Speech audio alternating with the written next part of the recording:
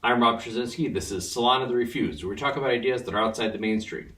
Today's episode is the beginning of a series looking at the out of the mainstream ideas that have been most influential on me, which is Ayn Rand's philosophy of objectivism. Some of these are going to be short explainers like today's, and some of them are going to be longer, more in-depth interviews. But I want to start with the issue that I think is the most important and distinctive philosophical accomplishment that Ayn Rand offered, which is her case for a rational and secular basis for morality. Now, this was the big quest of the Enlightenment philosophers that they somehow never quite managed to do. And because of that, a lot of today's conservatives will point to that and say, well, look, you can't have any morality without a religious foundation. And since you can't have a free society, you can't have an orderly society, it'd all be chaos without some kind of moral code to hold everything together, therefore we need religion. If you look at the supposed other side of this debate, the modern secular intellectuals, you'll find they basically agree with this. They say, yes, there is no rational basis for morality. It's all subjective. It's a matter of your feelings. It's a matter of social consensus.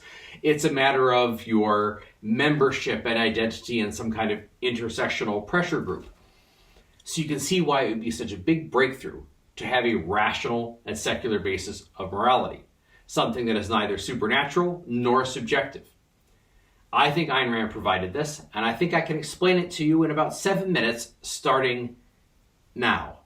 So imagine that you get up from wherever you are right now, and you walk out your front door, you're out to the sidewalk, and you decide to cross the street.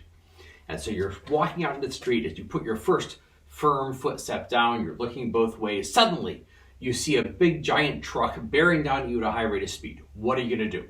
Well, of course you know what you're going to do. You're going to jump out of the way. You're going to get out of the street. You'd be a fool not to. But notice that in this very simple example, we have 3 of the ingredients that we need for a rational and secular morality. So first of all, for morality, what you need is some kind of command, some kind of instruction telling you what you must do, what you have to do, what you ought to do. And that's what you're getting there. You got to get out of the road. The second thing is that for this to be a secular and rational morality, that instruction, that command telling you what you ought to do, can't come from a supernatural source or from a guy bringing tablets down from the mountaintop. It has to come from reality itself. Or to be more exact, it comes from your observation of reality. You know what a truck is. You know how trucks work. You know that if one hits you, it's probably going to kill you, right? So these are things that you have as your observations, your knowledge of reality. And it's not subjective. It's not a matter of how you feel about trucks. You wouldn't say, as a non-binary person of color, I generally feel unsafe around trucks, right? It doesn't matter how you feel. The truck's going to kill you, whether you know it or not, whether you feel the right way about it or not. So it's not a subjective thing. It's not a matter of social consensus. It's a matter of the facts of reality. Now, the third ingredient that we need here is a basic alternative. You have to get out of the way of the truck, or else. Or else what? Or else you're going to get killed, or else you're going to die. There's an element of reward and punishment. And it's not reward and punishment in by supernatural means, or reward and punishment in an afterlife after death. It's reward and punishment by the facts of reality here in this world. It's a matter of the natural consequences of your actions. If you take the right actions, if you do what you ought to do, you will be rewarded by remaining alive and enjoying all the good things that are possible to you in life. If you don't do what you ought to do, you're going to be obliterated. And it's a matter of the natural consequences, predictable consequences of your actions. Now we can take this to a deeper level. It's the fact that the truck could kill you that makes this an imperative. It makes it an ought, a should, a must, not just a suggestion. Get out of the way or it's all over. So the absolutism of the consequences leads to the absolutism of the imperative. And this is Ayn Rand's basic insight, that a rational secular morality flows from the choice between life and death. Ayn Rand wrote, "There's only one fundamental alternative in the universe, existence or non-existence, and it pertains to a single class of entities, to living organisms. The existence of inanimate matter is unconditional. The existence of life is not. Life is a process of self-sustaining, self-generated action. If an organism fails in that action, it dies. It is only to a living entity that things can be good or evil. Life is a binary, fundamental, metaphysical alternative, existence versus non-existence. People say morality is not absolute. Tell that to the front grille of a truck. And it's something that's conditional. You have to do some things and not do other things in order to remain alive. We started with the truck example because it's really obvious. But because it's really obvious, it's something that you don't really need morality for. You just need common sense. Everybody knows to get out of the way of a speeding truck. What you need morality for is when you encounter circumstances in life that are more complex and difficult. Circumstances that require knowledge of human nature, knowledge of history and psychology and economics and politics, and where you have to use that knowledge to create principles about how to act in your own life and principles about how to organize a society. But notice that even in the truck example, there's a whole system of rules. You look both ways and you cross the street, cross at a crosswalk. For the drivers, they have to follow the red lights and follow the speed limits. This is a whole system of rules put in place designed to keep people from getting killed. Morality is a system like that, but giving us rules for much more complex problems. So that's the last element we need for a rational secular morality, the need for abstract principles to guide our choices. Now let's take a new example based on all of this. Let's say you walk out your front door, you go to cross the street, you look to your left, and there you see socialism bearing down at you at a high rate of speed with Bernie Sanders behind the wheel glowering at you like he does. If you've studied history, if you've studied economics, if you've studied politics, if you've watched the latest news from Venezuela, I think you have a pretty good idea what you need to do. The speeding truck and socialism are two extremes, from the very perceptual and obvious to the more complex and political. And in between that, of course, there's a whole other range of questions about how you live your life, from about your work, about your relationships, all those other questions, which I'm not going to get into now because I've only got 7 minutes. But what I want to show today is how we can derive moral rules from the requirements of survival, from a secular and rational foundation. We can argue later about what those specific rules ought to be. But Ayn Rand summed up how we would derive those rules by a chain of reasoning from our knowledge of the conditions of human survival.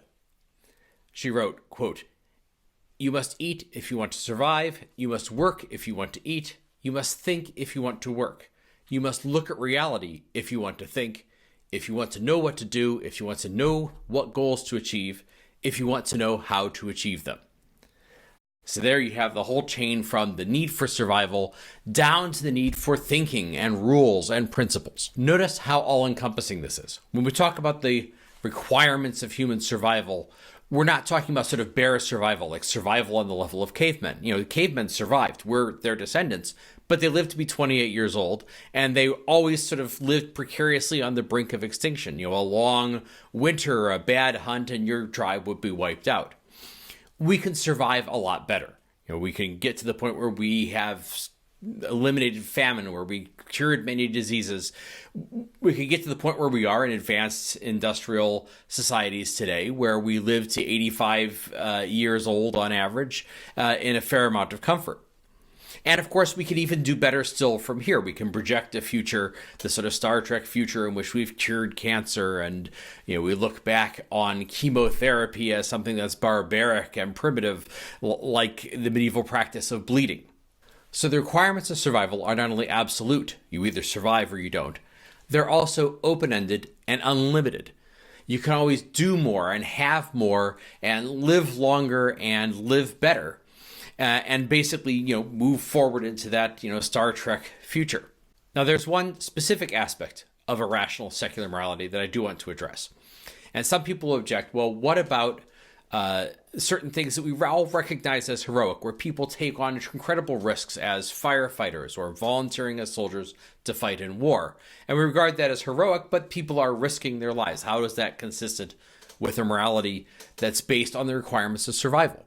I'll just point out that all the things we do to survive involve risk. Every time you cross the street, you could get hit by a truck. Sometimes you have to risk your life to protect your life. So when people volunteer to be firefighters or policemen or volunteer for the military, they understand that somebody has to do these things to protect everyone. But there's one other issue behind that objection. A morality based on survival can justify taking risks. What it can't justify is the idea of self-sacrifice as the essence of morality. And for some people, that's never going to be good enough. They take self-sacrifice or altruism. Altruism defined in its original sense of a morality based on self-sacrifice, about not valuing your own life, about living purely for the sake of others. They take that as the gold standard of morality.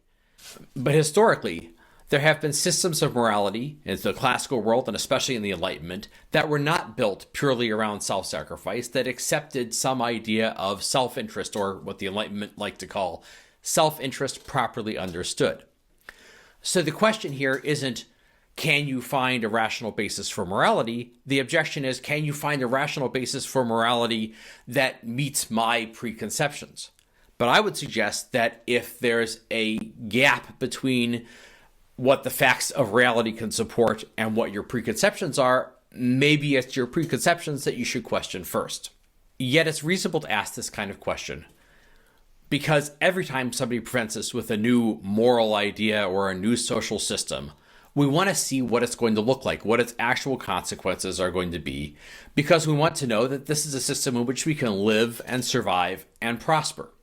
But notice that we're already implicitly judging moral systems by the standard that Ayn Rand champions, the standard of our life, our survival, our prosperity. And that's the contradiction in the conservative objection, that you need religion in order to have a basis for morality, because they will tell us you need God in order to have morality. You need morality because without morality, life would be chaos and you wouldn't be able to have a safe and secure life and prosper and have political freedom.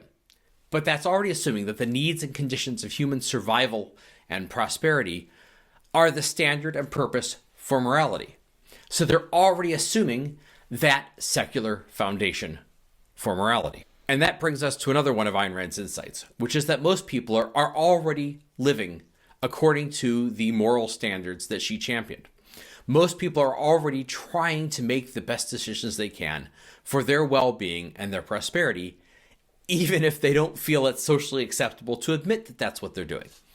What she does is come in and give that a philosophical foundation and a philosophical defense and philosophical guidance.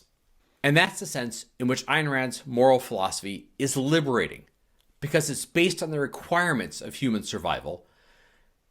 It accepts the natural desire to want to live, to want to grow, to want to prosper, to want to pursue your own happiness. To sum up, the secular, rational basis for morality is the natural conditions required for human survival and our need for principles that will help us understand how to meet those conditions. Now, I'm sure there are a great many other questions that you're going to have about this approach to morality. What about that whole question of self-interest versus self-sacrifice? All those questions are going to be saved for future episodes in this series. What we've established now in a short explainer is what is Ayn Rand's case for a moral foundation for answering all those other questions. If you've enjoyed this episode, you can subscribe to our YouTube channel. You can subscribe to our podcast. You can find more ideas and analysis at the Tracinski Letter, tracinskiletter.com. You can also support us at Patreon, patreon.com/Salon of the Refused. I'm Rob Tracinski. Thank you for listening.